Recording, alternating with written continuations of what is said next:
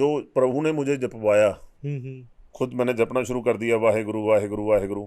तो हम्म। मैं नीचे से ऊपर रूम में शिफ्ट हो गया। आप यकीन करें, अब मुझे इस रास्ते का तो मालूम नहीं था ओके। कि मैं तो खाने पीने वाला इंसान था, पार्टी करनी है ना, और सब हम्म। अपना मौज मस्ती दुनियादारी जैसे चलती है। बिल्कुल बिल्कुल सर। मेरे लिए ये सब कुछ नया था, पर अच्छा था। उसने मुझे लाइफ दी थी, मुझे बेफिक्री आने लग गई, मतलब मैं बड़ा आनंदित हो गया। मैं ठीक होने के बाद भी काम पे जाना बंद कर दिया, मैंने अपनी एजेंसी में जाना बंद कर दिया, मेरा मन ही नहीं करता था जाने के लिए। ओके। इतना हो गया कि मेरा ध्यान लगने लग गया। ओके। ध्यान लगते लगते, अब मुझे नॉलेज तो थी नहीं कि ध्यान क्या होता है, समाधि क्या होती है, सुन समाधि क्या होती है। हम्म। करते करते समाधि में चले गए। ध्यान, समाधि, फिर सुन समाध, फिर सुन समाध में मुझे ले गए प्रभु। सुन समाध होता है कि अगर आप ऐसे यहाँ पे बैठ गए एक दफ़ा, आपकी आंखें बंद हो गई, तो फिर आपकी बॉडी यहाँ पे है और वो बिल्कुल लॉक हो जाएगी ऐसे ही। ओके। तो आप 8 घंटे 10 घंटे बैठे हैं तो वो 1 सेंटीमीटर भी हिलेगी नहीं इधर उधर। ओके। उसमें ना एक दोहा भी है छोटा सा, हाँ जी। पंजाबी में, कौन जाने साधु जाग दे के सुत्ते। वो कहते पता नहीं साधु जाग रहे हैं कि सोए हुए हैं। सही बात है। वो ऐसी सिचुएशन बनी होती है वहाँ पे। हाँ जी सर। तो मेरा भी ऐसे ही कुछ हुआ कि सुन समाध की अवस्था में चला गया। 10-10 घंटे आप उसी पे बैठे हुए हो और जर्नी हो रही है, पूरे ब्रह्मांडों की जर्नी हो रही है। अच्छा। राइट, यहाँ से एक प्रकाश आपको मिलता है और उसमें आप ट्रैवल करते हुए चले जाते हैं। और फिर अंदर से ही आस्ते आस्ते ज्ञान इंद्रिय खुलने शुरू हुए, ज्ञान होना शुरू हुआ कि ये सब क्या चीज़ें। सबसे पहले सुबह का समय था, हम्म। जिस दिन फर्स्ट डे मेरे साथ ये सारा कुछ हुआ।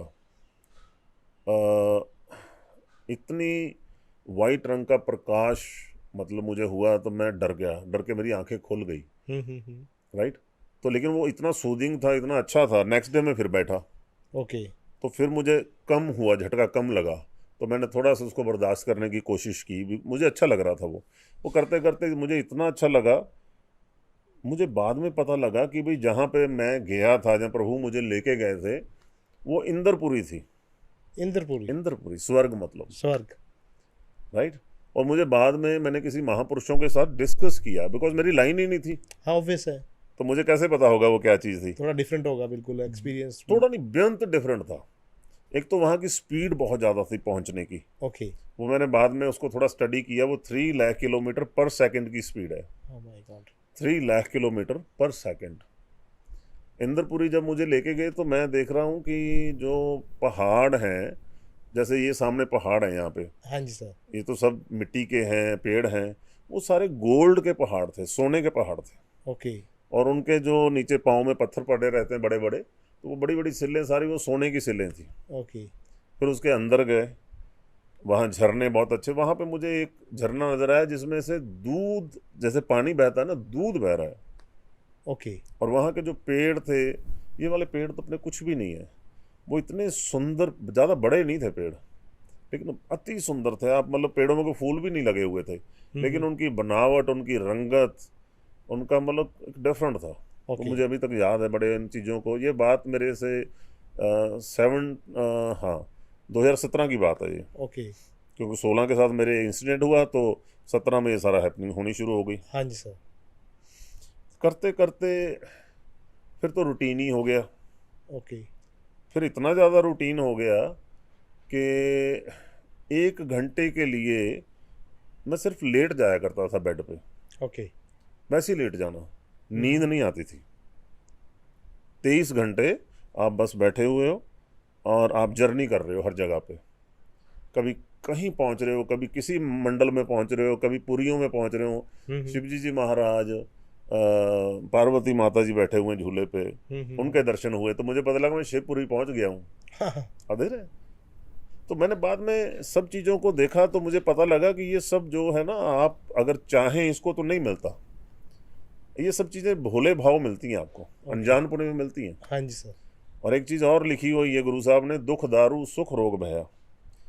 जहाँ तो प्रभु ये सब चीज़ें उसको देते हैं जो मेरे जैसा अड़ियल हो, और इधर ना आ रहा हो, बिकॉज मेरे मदर फादर अमृतधारी हैं दोनों, बिल्कुल। और मुझे वो बड़ी देर से बोल रहे हैं। हाँ, और मंगल भाई साहब को बोलते थे बार बार कि यार इसको वापस लेके आओ, लेकिन कामों में पड़ा हुआ है। तो मैं अपनी धुन में था, राइट। तो फाइनेंशियली मैं इंडिपेंडेंट था, हाँ जी सर। तो मुझे कोई रोकने वाला नहीं था, पूछने वाला नहीं था, मैं जो मन में आया था वो करता था, बिल्कुल सर, बिल्कुल। राइट।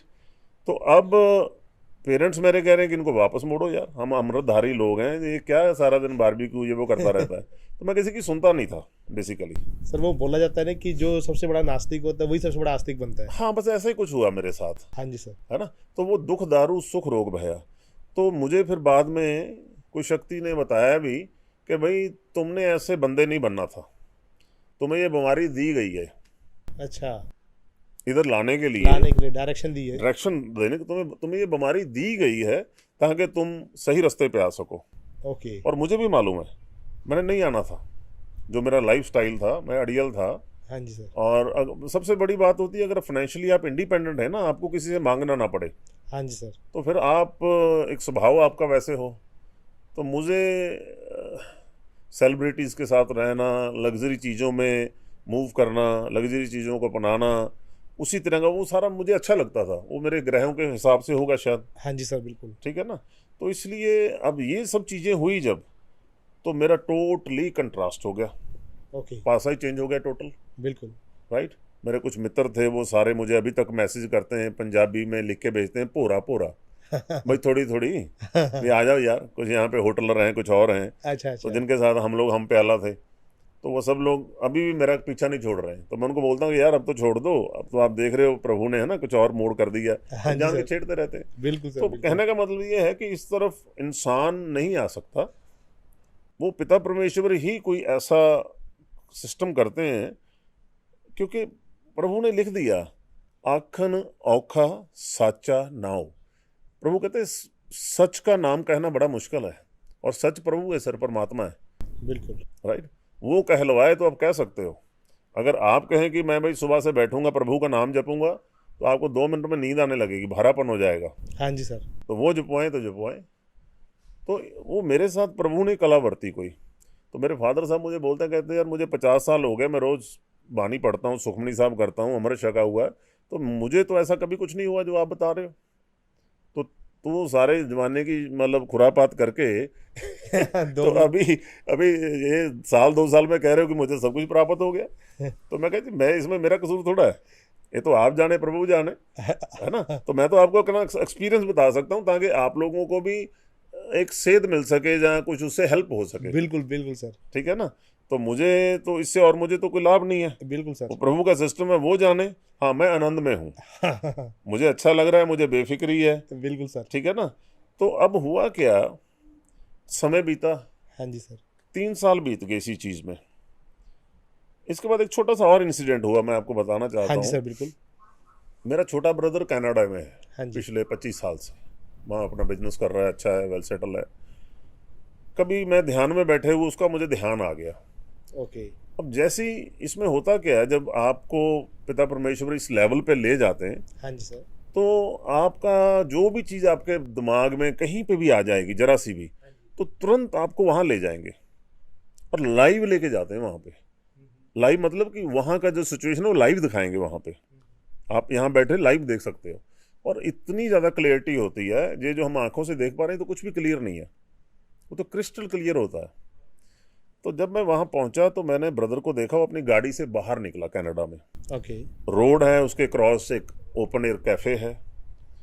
तो मैंने फिर ब्रदर को फ़ोन किया, मैं कहा यार आपने इस तरह की पगड़ी बांधी थी, ये कपड़े पहने हुए थे, ऐसे ऐसी लोकेशन। कहते हाँ बिल्कुल मैं वहीं पे था। तो ही वॉज शॉक्ड कि यार आप यहाँ आए थे।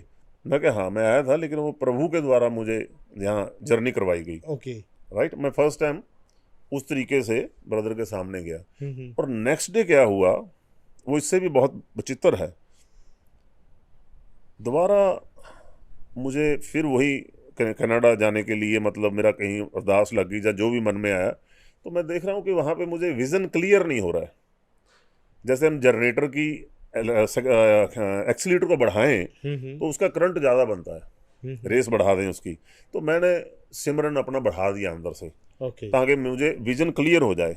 लेकिन वो क्लियर नहीं हो रहा विजन। 2 घंटे मैं लगा हुआ हूँ अपना मन में एक ओंकार सतनाम वाहिगुरु, एक ओंकार सतनाम वाहिगुरु करने के लिए, यही सिमरन मैं करता था, लेकिन वो विजन क्लियर नहीं हो रहा। ओके। 2 घंटे बाद क्लियर हुआ तो थोड़ी सी जगह में आग लगी हुई है, 1-1.5 फीट जगह में। तो मुझे लगा कि यार ब्रदर के घर में कोई ट्रेजेडी ना होगी हो, जो विजन नहीं क्लियर हो रहा, धुआं धुआं नजर आ रहा था, अब इतनी सी आग नजर आई है, तो भाई वो क्या है। तो मैंने उसको फ़ोन किया उठ के, ओके। तो मैं कहा यार बड़ा धुआं था, अब आग लगी। वो हंसने लग गया। तो मैं कहा भाई हंस क्यों रहे हो? कहने लगा ब्रदर मैं और मेरी वाइफ पिछले 2 घंटे से बर्फीले तूफान में फंसे हुए थे गाड़ी में, अच्छा। जीरो विजिबिलिटी थी जहां हम थे, हमने गाड़ी रोकी हुई थी अपनी, थे घर के पास ही। अच्छा। अब हम घर पहुंचे, सर्दी बड़ी थी, तो हमने अंगीठी में आग जलाई है। वो 1-1.5 फीट की आग मुझे वो नजर आ रही थी। सही बात है। पता है? तो मुझे मतलब इस तरह के एक्सपीरियंस कराए जो अनबिलीवेबल है, राइट। हाँ जी सर। और ये हम लोगों के लिए एक लेसन भी है कि बिल्कुल भाई ये सब कुछ पॉसिबल है, जिसके साथ होता है उसको पता लगता है। बिल्कुल सर, बिल्कुल। अदरवाइज ये इतनी बड़ी बातें हैं, मुझे कोई पहले बताता शायद मैं भी ना मानता।